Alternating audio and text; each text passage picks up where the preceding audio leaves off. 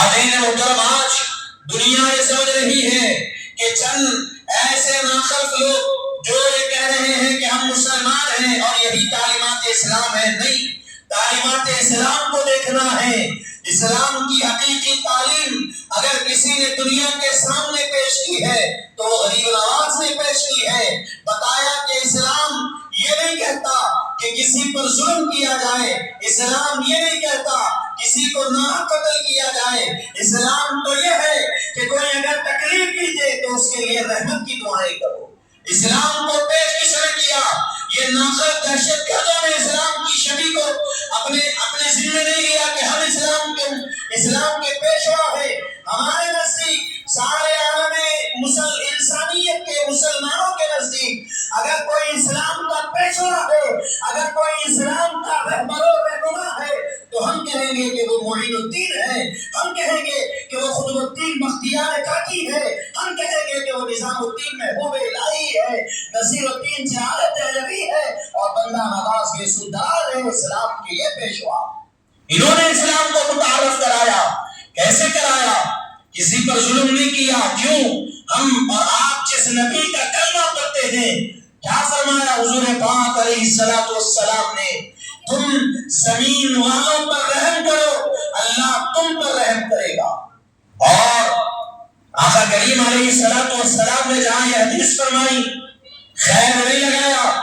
زمین والوں سے مراد مسلمان نہیں کہا، خیر نہیں لگائی، بلکہ انفرادی طور پر کہہ دیا، اجتماعی طور پر کہہ دیا کہ تم زمین والوں پر رحم کرو، یعنی جتنے زمین والے ہیں سب پر رحم کرو. اس میں انسان بھی آ گئے، اس میں جانور بھی آ گئے، اس میں نباتات بھی آ گئے، اس میں جمادات بھی آ گئے. ہر شے کی طرف آقا کریم علیہ الصلوۃ والسلام نے اشارہ فرما دیا کہ زمین پر اللہ کی جتنی مخلوقات ہے تم اس پر رحم کرو، اللہ تم پر رحم کرے گا. اور اس حدیث کا عملی جامع اگر دیکھنا ہے تو ان بزرگوں کی زندگیوں کو دیکھو. یہ دہشت گردوں کی زندگیاں اور ان کی ذاتیں کوئی اسلام کو پیش کرنے والی یا اسلام کا ایک چہرہ نہیں ہے، بلکہ اسلام تو ان کو مخالف کہتا ہے اور یہ خود دین اسلام کی تعلیمات کے خلاف ہے اور دین اسلام سے ان کا کوئی تعلق نہیں. آقا کریم علیہ الصلوۃ والسلام کی حدیث مبارکہ کی عملی تفسیر حضرت غریب نواز نے پیش کی. حاضرین محترم، دین کیسے پھیلا؟ یہ جو دہشت کا ہتھیار لے کر، سر پہ بندوق لگا کر، سینے گردن پر چاقو رکھ کر، سینے پہ چاقو رکھ کر اگر کوئی کسی کو طاقت کے زور پر کلمہ پڑھا رہا ہے تو وہ طاقت جب تک باقی ہے، وہ طاقت رکھنے والا انسان جب تک باقی ہے تب تک وہ دین باقی.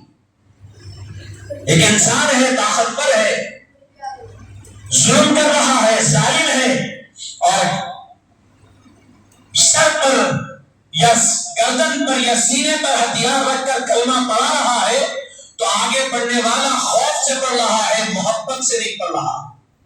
وہ پڑھانے والا ختم ہو گیا، اس کی طاقت ختم ہو گئی، اس کا ہتھیار ختم ہو گیا. وہ کلمہ پڑھنے والا دوبارہ دین سے پھر جائے گا. لیکن آؤ دیکھو معین الدین حسن کی طرف، آؤ دیکھو قطب الدین بختیار کاکی کی طرف، نظام الدین محبوب الہی کی طرف، نصیر الدین جہالت دہلوی کی طرف اور بندہ نواز کی طرف. انہوں نے ہتھیار اٹھا کر کلمہ نہیں پڑھایا، اپنے اخلاق کو دکھا کر کلمہ پڑھایا. جب جو لوگ کلمہ پڑھے ان کی اولاد قیامت تک اسلام میں ان کا نام رہے گا، اور جتنے آئیں گے جو ان کی تعلیمات دیکھیں گے وہ سارے کے سارے اسلام میں داخل ہوتے چلے جائیں. کوئی مرتد نہیں ہوگا، اس لیے کہ جبریہ طور پر کلمہ نہیں پڑھایا گیا، اس لیے کہ ہتھیار سینے پر رکھ کر مجبور نہیں کیا گیا کلمہ پڑھنے کے لیے، بلکہ اخلاق اور کردار ایسے پیش کیے کہ دیکھنے والا خود مجبور ہو گیا کہ جن غلاموں کے اخلاق کا یہ عالم ہے تو یہ جس کو آقا کہہ رہے ہیں وہ مدینے کے تاجدار کے اخلاق کا عالم کیا. کلمہ پڑھ کر داخل اسلام ہو گئے. یہ اسلام ایسا بزرگوں نے پیش کیا. آج دہشت گردانہ ہم دہشت گردی کے حملے کر کر چند لوگ یہ سمجھ رہے ہیں کہ یہی اسلام ہے، اور دنیا کے سامنے، دنیا کے ذہنوں میں ڈالا جا رہا ہے کہ اسلام یہی ہے، لوگوں کو معاف دیا جائے، مذہب پوچھ کر قتل کر دیا جائے۔ نہیں، اسلام تو یہ کہتا ہے للجار حق، پڑوسی کا بھی حق ہے۔ کیا خیر لگائی اسلام نے؟ پڑوسی اگر مسلمان ہے تو اس کا خیال رکھو، پڑوسی غیر مسلم ہے، مشرک ہے، اس کا خیال رکھو۔ نہیں، اسلام میں کہا گیا جو ہے کوئی بھی پڑوسی ہو، کسی بھی مذہب سے تعلق رکھنے والا ہو، تم اپنے اخلاق کا اظہار کرو، تم اپنے کردار کا اظہار کرو۔ ہو سکتا ہے کہ تمہارے اخلاق کو دیکھ کر، تمہارے کردار کو دیکھ کر 10 سال گزر جائے، 20 سال گزر جائے، 50 سال گزر جائے، اللہ آگے والے کے دل کو نرم کر دے، تمہارے اخلاق کو دیکھ کر وہ کلمہ پڑھ کر مسلمان ہوتا ہے۔